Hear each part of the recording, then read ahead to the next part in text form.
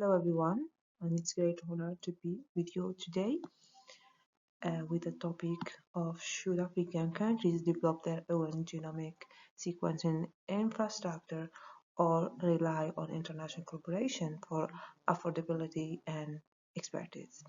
So this is me, Hajar Ziadi from Algeria. Let's start by an introduction. The genomic sequencing is a transformative tool for science, health, and innovation. And the question is how Africa can be best harness it through the independent infrastructure or through global partnership. So while local infrastructure is desirable, the greater reality of cost, expertise, and sustainability make collaboration the more practical and strategic option. So, in this debate, our team believes that international collaboration provides the most effective path toward advancing genomics in Africa today. And for our opinion statement, the building local sequencing facilities across African countries is a various goal, but one that demands enormous investment, technical capacity, and continuous maintenance. And for this to enable progress, Africa must leverage strategic international collaborations that combine affordability, expertise, and shared innovation.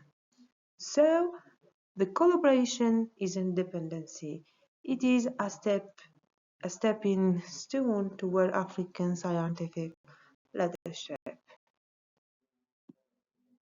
And for our arguments, the first one is the high cost and limited scale. Why? Because the establishing and maintaining sequencing facilities is extremely expensive. Secondly, requires constant investment in reagent, maintenance, and staff training.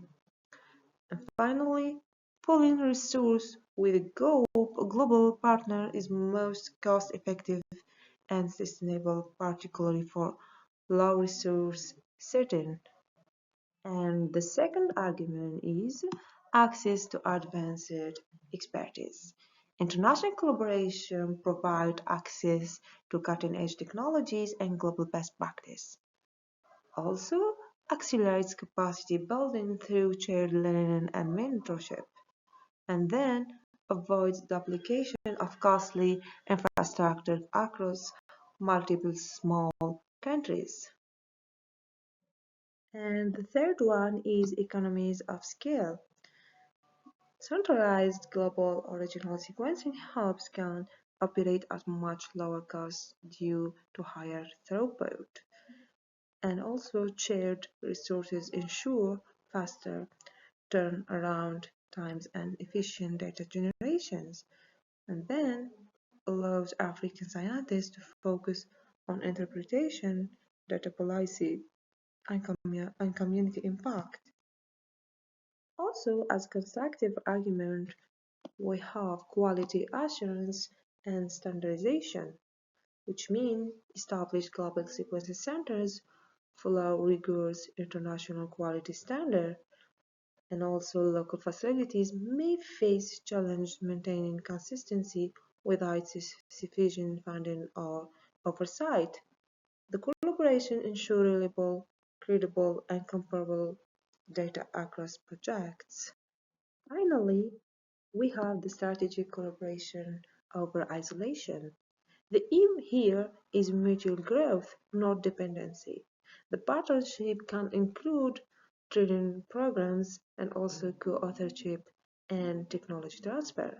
So, working together enhance visibility and strengthens Africa's position in global genomic discussion more than isolation.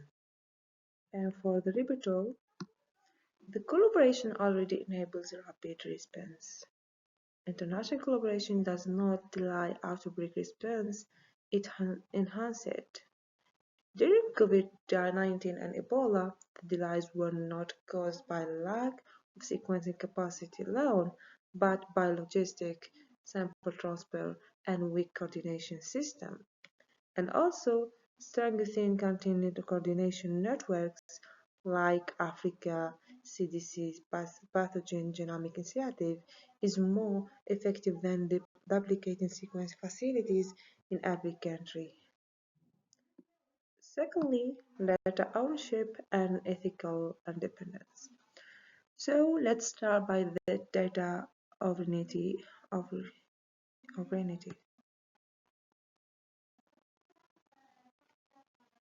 Secondly, data ownership and ethical independence. The data ownership is about policy, it's not just infrastructure. Why? Because building sequencing labs alone does not guarantee data ownership.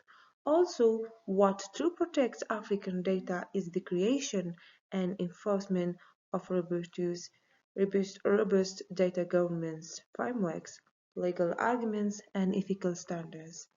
And then, even with local facilities, without strong policy framework, data can still be misused or exported unethically. And for the second one, ethical independence, it can ensure shared control. Why? Because the international collaboration today are guided by clear ethical protocols and benefit sharing arguments. For example, through the Nagoya Protocol and Africa CDC data sharing guidelines. And also, African nations can negotiate joint data stewardship model, ensuring control and credit without carrying the full cost of infrastructure. Finally, the global equality and scientific representation. So, the global representation requires collaboration, not isolation.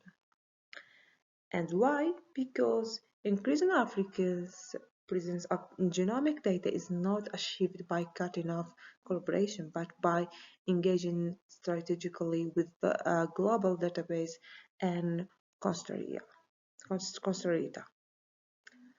Also, shared research ensures African genomes are represented within the global scientific landscape, not confined to local silos. Secondly, data inclusion can be strengthened through policy, not infrastructures. How? The issue is not where sequencing happens, but how data governance is managed.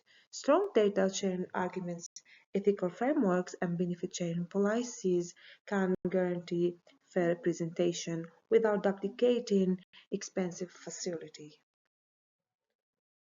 And for the conclusion, true scientific empowerment it comes through strategic collaboration, not isolation.